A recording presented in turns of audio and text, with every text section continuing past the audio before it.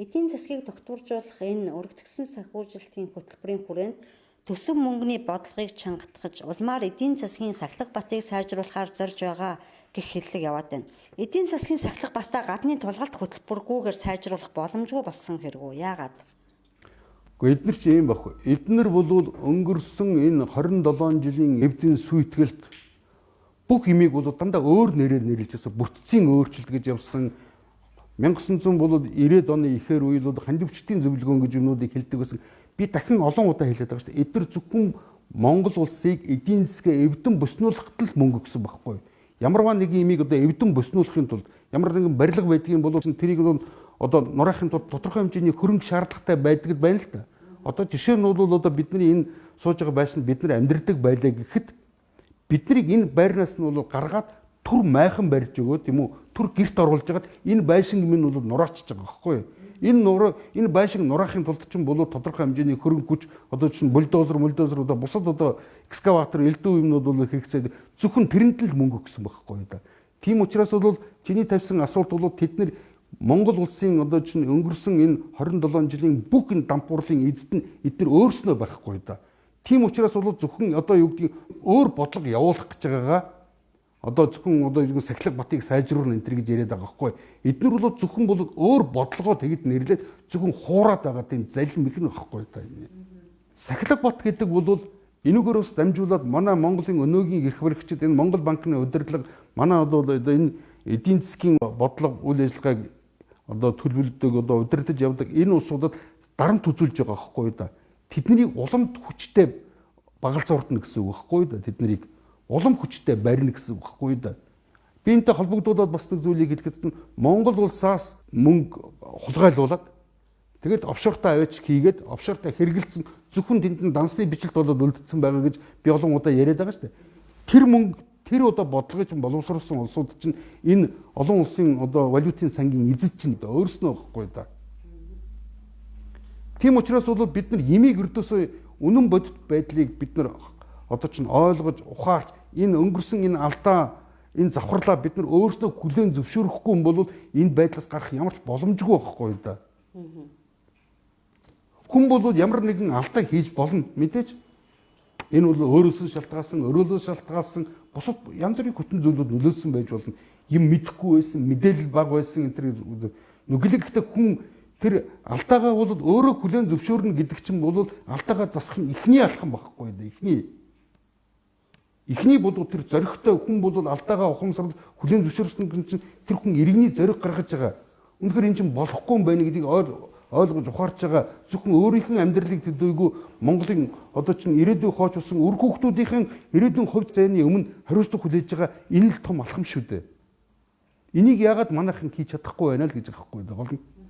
Энийг хийхгүй тэгэл явсан чиг рүүгээ яваал тэгэл басна. Тэгж байгаа. Одоо бол өнөөдөр бол чинь манай намайг одоо ингээд үзэж сууж байгаа улсуудын нэлээд олон үр хүүхдүүд нь хамаатан садангууд нь дандаа бол барууны оронд бол ажилдаг, амьдардаг, сурдаг тийм улсууд байж байгаа. Барууны зөвхөн Америкийн нэгдсэн улс гэх чинь 11,000 гаруй дээд сургуультай байхгүй да. Сүүлийн үед чинь бол одоо Америкийн боловсролын систем бүрэн дампуурсан байхгүй да. Бүрэн дампуурсан.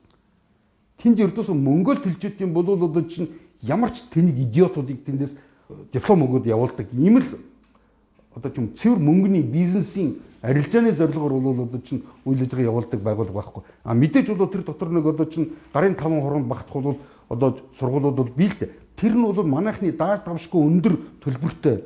Тэнд шал өөр одоо чинь програм хөтөлбөрөөр бол сургалтаа явуулдаг. Өөр байдлаар бол одоо хүмүүсээ шил сонгож авдаг. Барууны энэ боловсролын систем гэдэг чинь нийгмийнхэн бол 1-2% бол жинхэнэ боловсрол өгдөг. 98% нь бол тэнийг одоо идиотууд гэдэг чинь бодит байдлыг ухаарахгүй байгаа, бодит байдлыг олж харахгүй байгаа, нүдэн дээр нь байгаа юмыг ойлгохгүй байгаа улсууд чинь идиотууд гэдэг одоо үг шүү дээ. Идиотууд гэдэг чинь бол одоо ямар нэгэн хараалын үг биш шүү дээ. Энэ бол зөвхөн тэр хүний бол тэр орчоод байгаа сэтгэл зүйн ерөнхий төлөв байдлыг хэлж байгаа энэ үг байхгүй да. Идиот, дебил энэ гэдэг чинь бол эмнэлгийн нэр том юмнууд байхгүй да. Эмнэлгийн ямиг хялбаршуулж ойлгодог улсууд чинь дебилүүд гэдэг байхгүй да. Кретинүүд гэд нэрлэдэг байхгүй да. Ямар нэг юмыг чинь ухаж ойлгож энэний цаатлын мөн чанарыг нь цаад зорилгыг нь олж харж чадахгүй ийм ингэж эргэцүүлэн шүүн тунгааж бодохгүй байгаа энэ улсуудын чинь кретинүүд гэдэг нэрлэдэг байхгүй. Тийм учраас бол би энэгээр ямар нэгэн хүнийг доромжлох гээгүй. Энд чинь бид нар ямар нэгэн имийг нэрээр нь нэрлэх хэрэгтэй байхгүй да. Бид нар бол хар имийг бол одоо саарл цагаан гэж бол олон жил бол өөрсдийгөө хуурч явлаа шүү дээ. Одоо бид нар чинь имийг нэрээр нь нэрлэх хэрэгтэй байхгүй да. Энд дээр нэг Оросын нэг судлаач хэлсэн байсан. Одоо ингээд ярингууд энэ шүүмжлэл эх оронч энэ гэж хүмүүс үзэж байна үгүй ээ. Энэ бол зүгээр бодит байдлаа. Тийм шүү дээ. Бодит байдал. Ер нь бодит байдлыг хэлнэ гэдэг бол бодит байдлыг одоо чинь энэ бодит байдлыг өөрчлөх, энэ алдааг засаж залруулахыг хийж байгаа хүмүүсийн тэмцлийн нэг хэлбэр байхгүй да. Энэ чинь өөр хэлбэр. Хамгийн гол нь бид нар тэмцхийн тулд чинь биелээд шүү. Гол нь бодит байдлаа ухаарах хэрэгтэй байхгүй да. Бодит байдлаа гүн үнцгийн ерөнхий том дүр зургаар нь олж харах хэрэгтэй байхгүй да. Олон асуудлууд мандад хоримтлагдсан байгаа ойлгомжтой. Гэвч бид юунаас нь эхэлж тэмцэх хэрэгтэй юм бэ? Одоо жишээлбэл аваад үзэхэд бол Монголд бол одоо ингээд 1000 асуудал байя гэж бодъё. Нүгэлээ гэхдээ тэр 1000 асуудлуудыг эхний одоо чинь хамгийн чухал 10 асуудлыг шийдэхгүй бол нөгөө үлдэж байгаа 990 асуудал нь шийдэгдэх ямар ч үндэсгүй байхгүй да, боломжгүй. Зүгээр л тэрийг шийднэ гэж оролдож байгаа энэ тэмцэн гэдэг бол худлаа зүгээр л дүрсгсэн тэмцэж байгаа дүрсгсэн бусадны одоо улсуудын одоо юу гэдгийг өөртөө нэр хүнд олох гэж байгаа. Ер нь энэ тэмцлийн эцсийн зорилгыг сонирхохгүй улсууд л одоо жишээ нь энийг ойлгохгүй дүрсгээд ингээд тэмцэж байгаа дүрсгээд байгаа байхгүй да. Хүн болоод хэрвээ энийг өөрчлөе, засыг залруулъя гэсэн чин зорилго бол тавьж байгаа бол энэ асуудал бол гүн үнцгий судалсан, мэдсэн, энд бол цаг хугацаа хүч одоо хөдөлмөрөөр зарцуулсан, энэний цаатлын бол мөн чанарыг бол олж харсан, ойлгосон, ухаарсан, тиймийн тулд чинь хамгийн гол асуудлуудаа бол одоо багсалсан ямар нэгэн өвчний илрэлтэй нь бол тэмцэхгүй. Тэр өвчнийг үүсгэж байгаа тэр их усүртэй. Яг энэтэй адилхан өнөөдрийн Монголын нийгэмд болцсон байж байгаа энэ бүхэн олон болохгүй байгаа асуудал чинь гол асуудлууд нь 10 хан асуудал байя гэж зүгээр зүйрлж байгаа шүү дээ. Заавал би 10 гэсэн үг ш.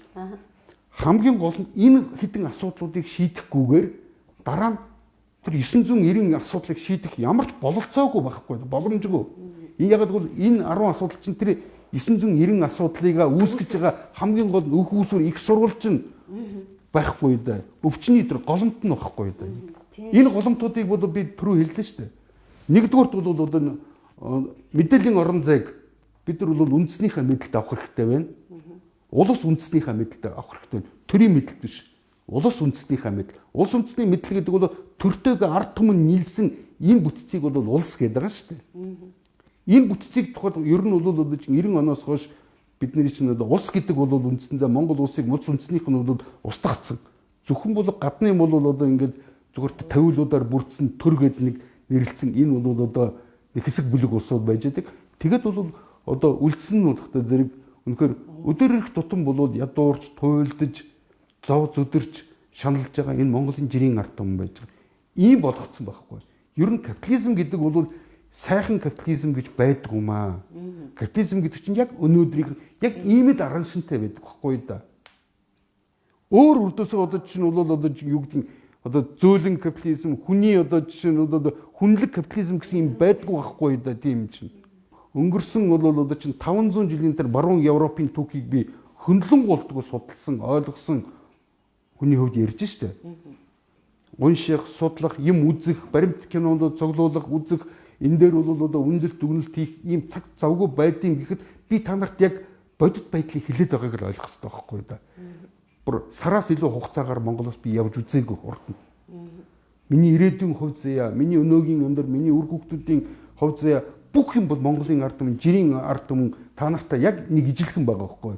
Бид нар нэг завинд сууж байгаа улсууд байхгүй да. Тийм учраас би бол та нарт хэлээд байна шүү дээ. Би гол нь энэ бүх юмыг бид нар ойлгож ухаарахгүй юм бол боломжгүй. Өнөөдөр бол одоо ингээд эндсэн хуулийн өөрчлөлт гэж бол олон жил ярьсан. Сүүлийн бол 3-4 жил бол хүчтэй яригдлаа.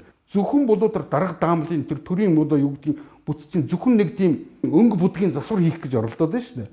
Үгүй энэ үндсэн хуулийг ердөөсөө өөрчлөх хэрэгтэй. Үндсэн хууль гэдэг чинь цэвэр гадныхан манайд оруулж ирж одоо бий болгосон ийм бол одоо ийм одоо хүлээн зөвшөөрүүлсэн, тулгын хүлээн зөвшөөрүүлсэн ийм баримт бичиг шүү дээ. гаднын бол колоничлолоос тулгасан энэ үндсэн хууль нь манай ард түмний амьдрал хувь зээг гаднын колоничлолд байхыг тавилан болгочиход байгаа байхгүй да. Тавилан болгочиход шүү дээ бид нэг. Энээс өөрөө байх боломжгүй болгочиход байгаа байхгүй да. Үндсэн хуулийн хамгийн гол аюултай юм нь үндсэн хуулийн дээр бичигдсэн бүх юм бол тухайн ард түмний тавилан болдог гэдгийг ойлгосон байхгүй да. Хууль юм гэдэг бол хүмүүс их ярьж шнэ. Одоо урд нь бол одоо юу гэдэг мөнгө хүүлэхийг чинь бол одоо гэмт хэрэг гэж тооцдог байсан бол тэр үзэл суртал тэр нийгмийн бол зохион байгуулалт өөрчлөгдөнгууд чинь одоо тэр нь бол ердөөсөө их том одоо сайхан ажил болоод хувирсан байгаа шүү дээ. Одоо баян тансаг улсуудын бол хийдэг. Ер нь бол элитүүдийн ажил болоод хувирсан байна. Яг энэтэй адилхан бол бүх юм бол өөрчлөгдөв. Тийм учраас хууль бол ямар нэгэн ертөнцийн зүй тогтол биш ээ. Энд чинь хэсэг улсууд янз бүрийн ашиг сонирхлын үүднээс өөрснөө тохируулаад хийчихэд байгаа ямиг л бид нар хууль гэдэг байгаа байхгүй. Энэтэй бол холбогдуулаад ингээд хэлэхэд Америкт ч бол хуулийг бол арай өөрөөр нэрлэдэг штэ. Bill Act гэж нэрлэдэг байхгүй юу? Bill Act одоо чинь одоо юу гэдгийг factory энэ янз бүрийн бол нэрүүд бий. Харин Монгол болохтой зэрэг чинь ертөнцийн хууль, байгалийн хуультай адилхан хууль гэдэг үгээр нэрлээд байгаа нь хүмүүсийг төрөгдөлд оруулаад байгаа байхгүй да.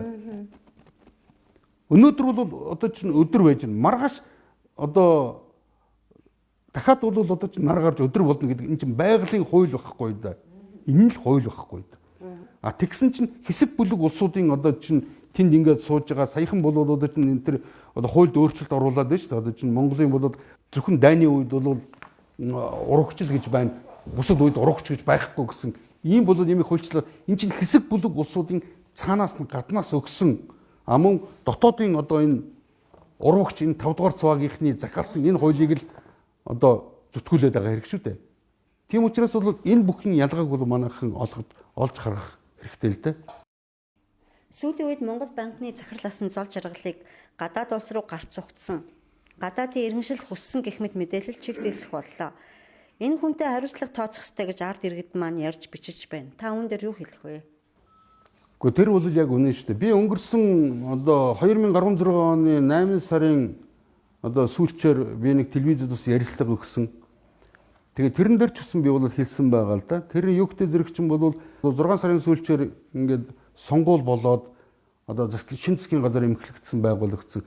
Хамгийн гол юм бол Монгол банкны одоо захирлаас ажлыг нь дүгнэхгүйгээр хүлээн авч болохгүй байсан байхгүй да. Гэсэн чинь гисэн хэдийч бол албан тушаалын хинээтэй юмнууд шүү дээ. Хинээтэнгүүд.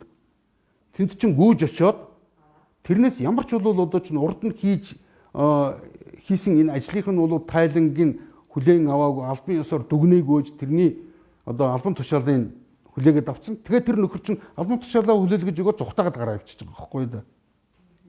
Энэ бол санаатай байхгүй. Би дахиад хэлэхэд чинь бол Монгол ардын нам гэдэг чинь бол зүүнний либерал намаа. Либерал гэдэг бол зөвхөн барууны бүх юмыг бол шүтэнэн болгосон энэ нам байхгүй да. Ардсан нам бол ойлгомжтой. Энэ бол барууны бүр жинхэнэ неолибералистуудын нам байхгүй да.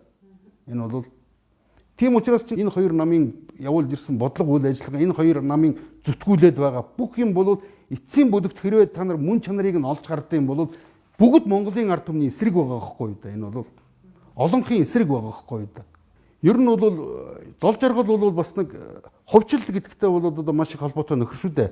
Олон улсын валютын сан Монгол банкыг байгуулад ер нь тэндээс бол одоо Вашингтоны консенсусыг манай улсад Монгол улсад бол хэрэгжүүлэх хамгийн ихний шат нь бол ховчл гэдэг нэрийн дор урднд байсан эдийн засгийн суур одоо бүтцүүдийг бүгднийг устгахыг өөр үгээр хэлээд байгаа байхгүй устгах зорилготой.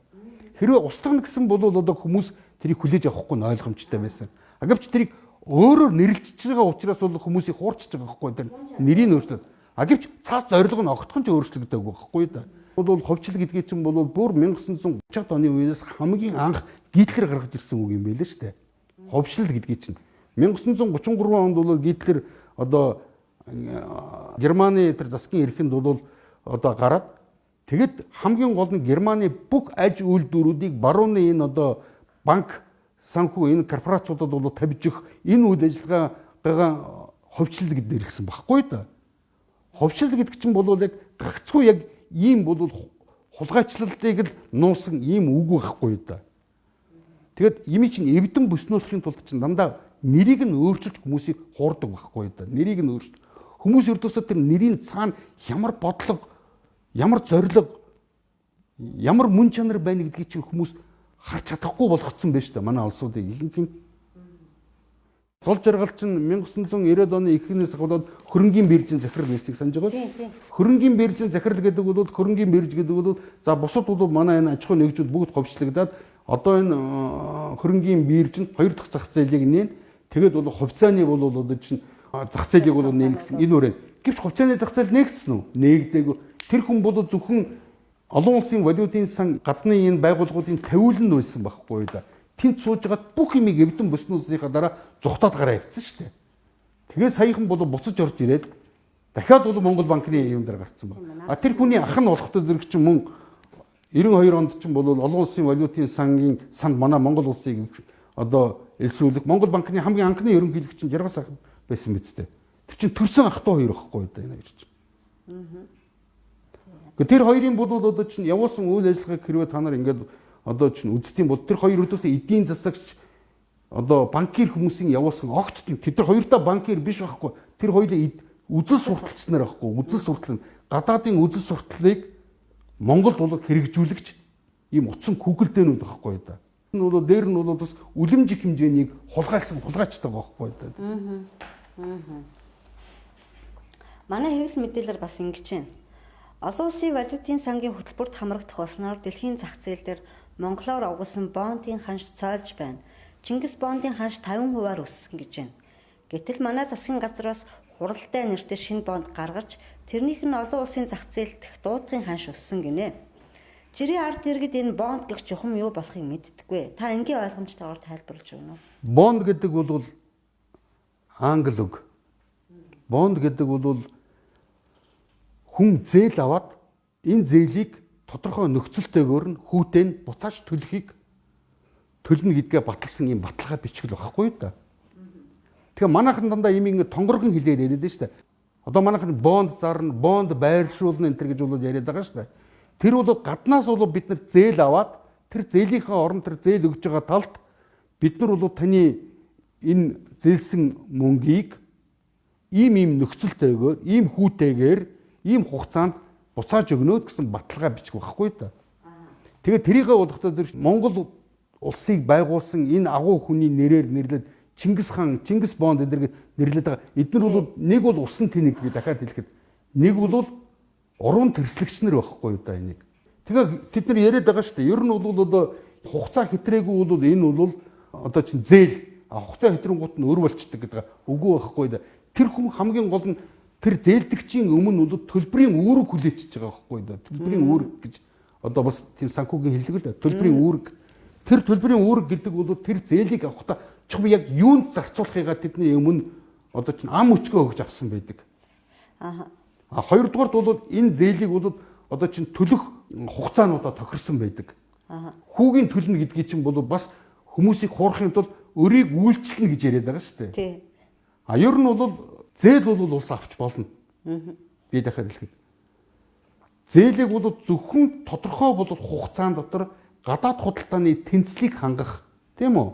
Гадаад худалдааны бол одоо чинь санхүүгийн тэр бол тэнцлийг гэдэг байгаа шүү дээ. Гадаад худалдааны тэр тэнцлийг хангахын тулд чинь барааг нь авчаад хэрвээ надад одоо чинь ямар нэгэн одоо валют дутагдaltaй байд юм бол тэр валют дутагдж байгаа хэмжээгээр түр аваад тэр улсуудын төлбөрийг гүйцэтгэдэг. Өөр янз бүрийн болоод хэлбэрээр түр удууд арилжааны ийм зээлүүдийг авч болно. Монгол улсын өнөөгийн байдал бол ердөөсөө зээлээ бүрэн 100% амьдрдаг болсон байгаа байхгүй да гол нь.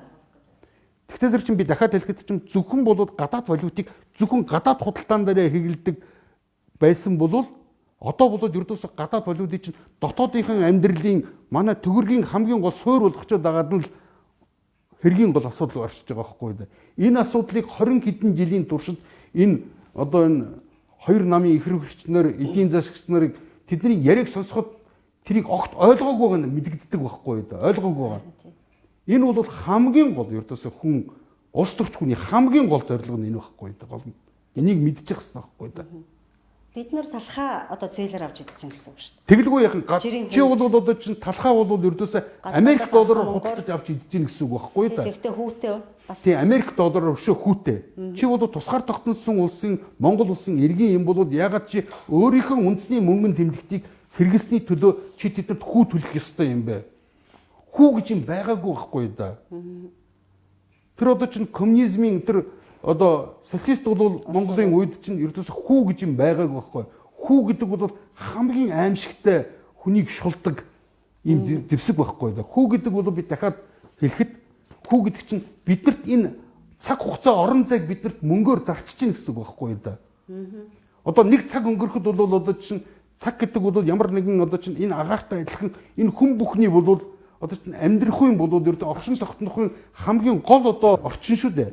А гисэн чинь энэ орчин гэж нь бол одоо агаарыг бол хүлчиж байгаатай яг адилхан байхгүй да. Мөнгө хүлнэ гэдэг бол одоо хүүгчин болохдоо зэрэг ердөөсөө сүүлийн нэг 300-400 жилийн дотор бол гаргаж ирсэн болохоос ялангуяа англосаксууд, жууд англосаксууд гаргаж ирсэн болохоос биш урд нь бол одоо буддийн шашин, одоо лалын шашин, энэ христийн шашинд чинь бүр үхлийн ялтай.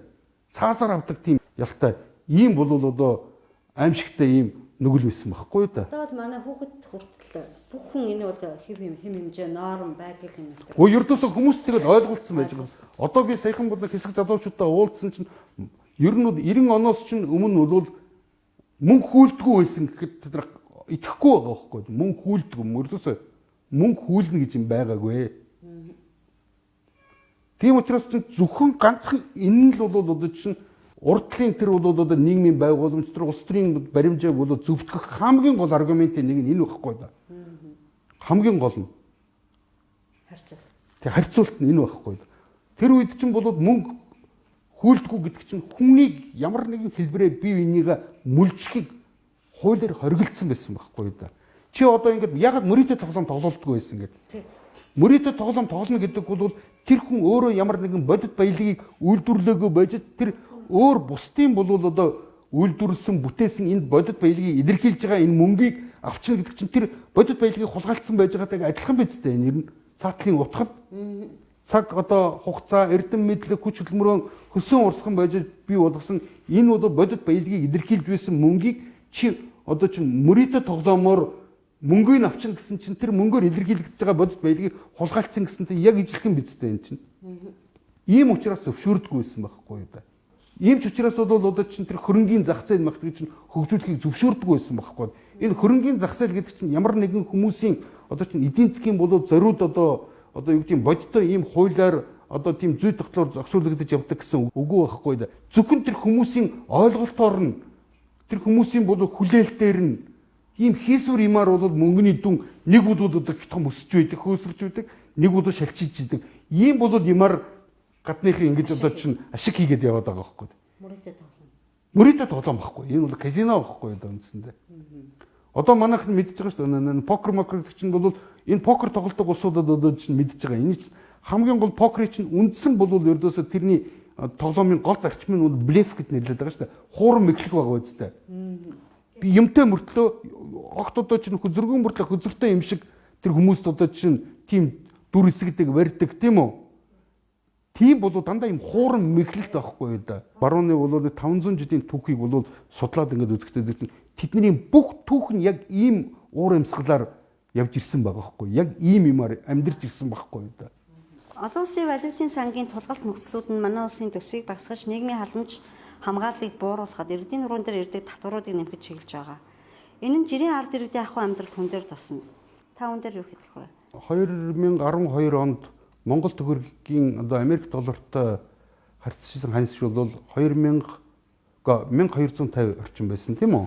За 1250. Одоо бол 2500 бол болцсон байгаа. Эн чинь юу гэсэн үг вэ гэдэг бол өнгөрсөн 4 жилийн хугацаанд одоо Чингис бонд, тэр самурай бонд энэ гэсэн энэ маш хэмжээний мөнгийг тухайн үед бол одоо энэ эрх барьжсэн улсууд хувийн компаниараа дамжуулаад зээлээд аваад тэр мөнгөө эргэж төлөөгүй байхгүй да одоо хүртэл. Тийм учраас чинь тэр хүмүүсийн авсан зээлийн төлбөрийг тэр зээлийн төлбөрийн тэр хүүгийн үйлчлэгийг Монголын ард түмэнд өөрүүлж байгаа гэсэн ийм эдийн засгийн цаад утга нь энэ байхгүй да. Нэгдүгээр, хоёрдугаарт бол Ер нь бол Монголын ард түмнийг бол тэд нар үргэлж бол ядуу дорой барьж явах, сул дорой барьж байх ийм сонирхолтой байгаа байхгүй. Гадныхан ч тэр мөн дотоодын олигархууд ч тэр тэдний юм ойлгуулах бах ядуу сул дорой байх тусмаа гадныхантай нийлцсэн байж байгаа тэр хээрийн чонтой нийлцсэн байж байгаа тэр ноход бол тэднэрт бол ашигтай байхгүй да. Тэдэрт хялбархан одоо явуулганд нь автдаг ямар нэгэн бол тийм зохион байгуулалттай тэмцэл байхгүй хүмүүс ердөөсөө тэрийг үүлийн үргээд боддог ийм байлгыг тэд нар хүсээд байгаа байхгүй. Тийм учраас чинь Монгол улсын одоо би дахиад хэлэхэд хэвлийн одоо чинь бүх орчингийн бүгднийг нь бол гадныхан хувьчлуулж аваад тэгээд бид нар чинь бол одоо өөрснөө ил далд аргаар шууд бус аргаар өөрийнх нь бүрэн эрхшээл мэдлэлд оруулсан байгаа байхгүй. Орлогоор нь дамжуулаад ингэ барьцдаг байхгүй. Рекламыг ямар компаниуд өгдөг? Дандаа гадаадын юм уу гадаадынхантай нийлцсэн Монголын том компаниуд л өгдөг шүү дээ. Тийм биз дээ? Реклам. Ийм учраас энүүгээр нь дамжуулаад тэднийг барьцдаг байхгүй.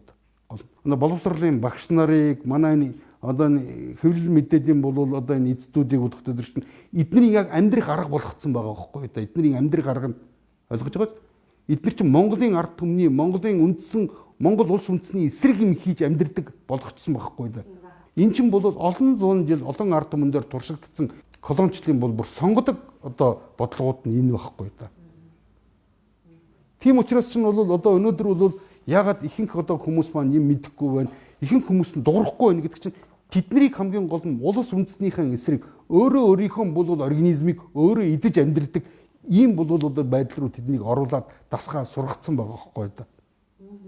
Өвчтөе хүнийг бол одоо эмчлэхийн тулд чинь тэр амь насыг аврахын тулд чинь зарим үнэхээр бол эмчилгээ авахгүй байж байгаа эрэгтнийг тайрч хайдаг шиг тэднийг тайрч хайхаас өөрөхгүй байхгүй да. Өөрөөр бол тэд нар хизээч бол одоо буцаж бол организмын төлөө бол ажиллахгүй байхгүй да. Монголын улс үндэстний төлөө тэд нар өөрснийхөө одоо бүх үр хүүхдүүдийн хувьд ирээдүйн хувь заяаг чинь Монголын ард түмний хувь заяатай холбож ойлгохгүй айл эрт болцсон байхгүй да. Өөрөө таслаад. Тийм учраас чинь тэнд чинь одоо Америкт одоо чинь баруунд бол гарсан тэнд чинь үл хөрөнгө аваач яагаад бүх үр хүүхдүүдээ авгаа хүүхдүүдээ нууц амрагуудаа тэнд байршуулаад байна гэдэг чинь бол үндсэндээ тэд нар Монголын бол одоо энд зөвхөн бол одоо юу гэдгийг тодорхой хугацаагаар тэндээс ирж бол эндээс ашгаа аваад тийш аваад гарчдаг. Ийм л бол одоо нөхцөл байдал донд чинь бид нар 20 хэдэн жил амьдралаа шүү дээ. Олон улсын валютын сангийн тулгалт нөхцлүүд нь манай улсын төсвийг багасгаж нийгмийн халамж хамгааллыг бууруулахад иргэдийн нуруунд дээр ирдэг татваруудыг нэмэхэд чиглэж байгаа. Энэ нь жирийн ард иргэдийн ахуй амьдралд хүн дээр тусна. Монголчууд их орондоо амьдрах аргагүй боллоо гэж бичиж, гадагшаа гарах боломжийг улам их ирж хааж байна. Та үүн дээр юу хэлэх вэ? Тэг ер нь бол олон улсын валютын сангийн энэ бодлого бол Монголын ард түмний эсрэг одоо явуулж байгаа энэ 27 жилийн энэ геноцид бодлогын топ тодрон илэрлэл юм л да. Геноцид гэдэг бол ямар нэгэн тухайн одоо улс үндэстнийг үндсэндээ тэдний амьдралын бүх нөхцөлийг нь үгүй хийх замаар тэр улс үндэстнийг устгах гэж чиглэсэн энэ бодлого шүү дээ. 1949 онд бол Нүүбийн одоо конвенц байдаг. Тэр нь бол одоо ер нь геноцидын эсрэг мөн энэний одоо аюултай яаж тэмцэх үү гэсэн ийм утгатай конвенц байдаг л да. Тэрэн дээр юу гэж ütсэн байдаг гэхдээ зэрэг бол ямар нэгэн улс үндэстэн угсаатны бол амьдралын нөхцөл байдлыг нь одоо муутгах, амьдралын нөхцөл байдлыг нь айжмаар үгүй хийх замаар тухайн тэр бол улс үндэстнийг одоо устгаж бөөнөр аймаглан устгах ийм бол бодлогыг бол геноцид бодлого гэж тодорхойлсон байдаг. Тийм учраас хэрвээ олон улсын одоо валютын сангийн манайханд одоо энэ тулгасан байж байгаа энэ нөхцлүүдийг хэрвээ аваад үздэм бол ялангуяа одоо энэ би урд нь хэллээ шүү дээ. Тэд нар бол зээл авахулсан, зээл аваад юунд зарж байгааг нь тэд нар олон улсын валютын сан мэдхийн цаадаар мэдчихсэн. Хин зээл авсан, хин одоо тэр зээлээ буцаа төлөөг байгааг бүгдээрээ мэдж байгаа. Тийм учраас чинь тэр хүмүүсийн авсан зээл мөн тэр зээлээс хоримтлагдсан хүүг бол Монголын ард түмний нуруунд дээр одоо тавих энэ одоо шаардлагыг бол тулган хүлээлгэж байна шүү дээ биднэрт. Тэ энэ бол ердөөс энийг бол геноцид гэхээс өөрөө явж нэрлэж болох боломжгүй юм угаасаа. Энэ яг цар цаатлын гол зорилго нь. Хоёрдугаарт бол ер нь манай энэ иргэд бол одоо ингээд улс орныг ингээд самраад амьдрал ахуйг нь хүн болгохтой зэрэг чинь тухайн улс үндэстний хамгийн боловсралтай одоо сэргэлийн сүүхээтэй хүмүүс нь болохтой зэрэг бусад гадаадад бол Америкт баруунд бол гарч ажил амьдарч тэнд бол амь зуухаас аргагүй ийм нөхцөл байдал бол шахажж байгаа шүү дээ. Ер нь бол ямар ч хэрэг түүхийг ингээд эргээд аваад үздэг юм бол ямар ч улсын бол дайн төрөмгийллийн эцсийн гол зорилго нь бол тухайн улс орны байгалийн баялагийг нь бол эзлэн авах байдаг. Одоо бол манай байгалийн баялагийг тэд нар эзлэн авцсан байж байгааг харж байна. Хоёрдугаар бол хүн ардынх нь эрдэм мэдлэгийг бол цөлмөхийн бодлого байдаг. Тэр цөлмөх бодлогоо бол яаж явуулдггүй гэдэг зэрэг улс орныг нь доторх бол амьдрал ахуйг нь төсвөрлөхийн аргагүй энэ хүнд нөхцөл рүү хүнд байдал бий болгоод тэгээд тэр улсуудыг нь бол өөртөө аваачиж өөрийнхөө бол эдийн засагт ажилдаг тэдний бүх тэр бүтээж байгаа бүх тэр нэмэн үрдгийг нь өөрийг хямдхан завших энэ бодлого байхгүй. Баруун бол одоо чинь манай одоо энэ тэнд амьдарч байгаа гусуудыг бол төрүүлээгүй. Тэднийг бол одоо өсгөөгүй, сургаж хүмүүжүүлээгүй. Тэдний боловсрол олгоогүй шүү дээ. Гэсэн ирнэ манай бол бэлэн болцсон ойлгож байна уу? Монгол эцэг их төрүүлээд Монгол бол улс тэднийг сургаад ингээд бэлэн болцсон иргэдийг нь аваачаад өөртөө бол ажиллуулж байгаа байхгүй тэрийг. Энэ бол дээр үеийн бол одоо явуулдаг тэр дайн төрөмгийлэлээр явуулдаг байсан бодлогын одоо чинь цаад зорилго одоо мөн чанарыг нь бол зөвхөн нууцсан байж байгаа одоо цагаачлал гэдэг нэг одоо ийм үгээр биш үү? Энэ бол цэвэр эдийн засгийн цагаачлал байгаа байхгүй да эдийн засгийн цагаачлал. Тийм ч учраас бол барууны одоо ялангуяа одоо энэ сүүлийн үеийн нэр томьёон дээр бол нүүдэлчин болуулаад ажиллаж гэдэг бүр тийм нэр томьёо гарч ирсэн байгаа шүү дээ. Тэд нар байнгын ажилтгуу. Нэг тодорхой одоо чинь хэдэн сар хэдэн жил ажиллаад тэгээд тэр одоо чинь тэр ажил нь өөрөө байхгүй болчдөг учраас дахиад өөр нэг ажил ирэхийн тулд чинь заавал өөр хот руу эсвэл өөр улс руу эсвэл өөр улс орн руу одоо чинь явдаг нүүдэлчлэн амьдардаг ийм бол одоо чинь нүүдэлчин ядуус нүүдэлчин энэ бол ажилчид боолууд ийм болгоцсон байхгүй да. Тийм учраас чинь би дахиад хэлэхэд ер нь бол манай энэ эцэг эхчүүдийг анхаарахтай бидний үр хүүхдийн ирээдүй байхгүй болсон шүү. Бидний Монгол улс үндэстний бидний үр хүүхдийн ирээдүйг бол энэ манай дотоодын бол энэ урагчид гадаадынхантай бол нийлээд хулгайлаад авцсан. Тийм учраас улс үндэстнийхэн энэ эрхчлөө жинхэнэ их нутгаан бид нар тэднээс буцааж авах хэрэгтэй байна. Энэ тэмцэлд бол одоо бид нар нэгдэх хэрэгтэй. Үүний тулд чинь хамгийн гол урдсан нөхцөл бол энэ бүгдийг ойлгож ухаарах хэрэгтэй байна.